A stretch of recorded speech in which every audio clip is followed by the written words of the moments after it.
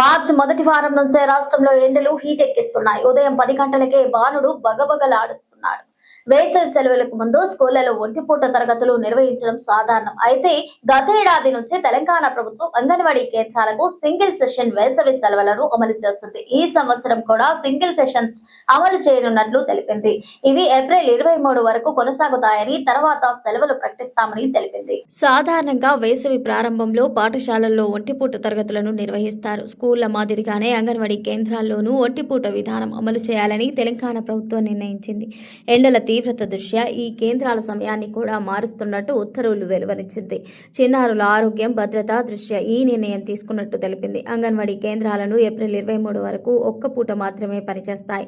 8 గంటల నుంచి మధ్యాహ్నం 12:30 వరకు కేంద్రాలు పనిచేయనున్నాయి.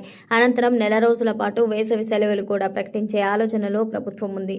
అంగన్వాడీ చరిత్రలోనే తొలిసారిగా గతేడాది ఒంటిపూట వేసవి సెలవులను అమలు చేశారు.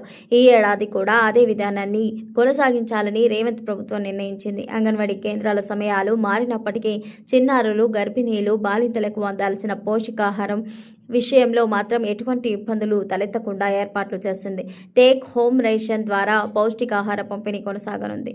ఇదిలా ఉండగా తెలంగాణలోని 5,008 అంగన్వాడీలను సక్షం అంగన్వాడీగా కేంద్రం అప్గ్రేడ్ చేయనున్నట్లు కేంద్ర మంత్రి కిషన్ రెడ్డి ప్రకటించారు.